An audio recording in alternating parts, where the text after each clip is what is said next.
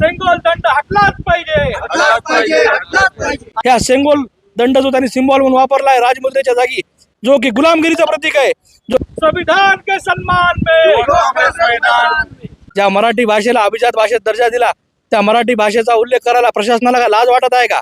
राजमुद्रा अशोक स्तंभच राहिली पाहिजे. दिनांक 3 जुलै रोजी जिल्हा प्रशासनाने एक कार्यक्रम इथं आयोजित केला होता. आपातकाल लगाए जाने के 50 वर्ष पूर्ण होने पर संविधान हत्या दिवस. माझा प्रशासनाला एक ठाम आणि खडा सवाल आहे. आपण महाराष्ट्रात राहतो का उत्तर प्रदेश बिहारमध्ये राहतो? ज्या मराठी भाषेला अभिजात भाषेत दर्जा दिला त्या मराठी भाषेचा उल्लेख करायला प्रशासनाला काय लाज वाटत आहे का? पहिला विषय एक.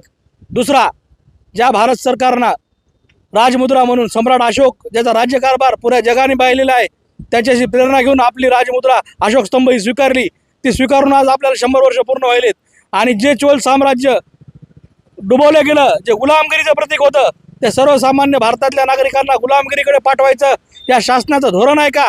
ह्या सेंगोल दंड जो त्यांनी सिंबॉल म्हणून वापरला आहे राजमुद्रेच्या जागी, त्याचा निषेध व्यक्त करण्यासाठी आज आम्ही जिल्हाधिकाऱ्यांना युवक काँग्रेसच्या वतीने भेटलो आणि त्यांना स्टिक्षून सांगितलं की येणाऱ्या काळामध्ये हा जो शासन निर्णय सेंगोल जो चोल साम्राज्याचं प्रतीक आहे, जो की गुलामगिरीचं प्रतीक आहे, जो या देशातील कष्टकरी कामगार शेतकरी बहुजनांना गुलामगिरीचं प्रतीत करतो, त्या सेंगोलचा आम्ही निषेध केला.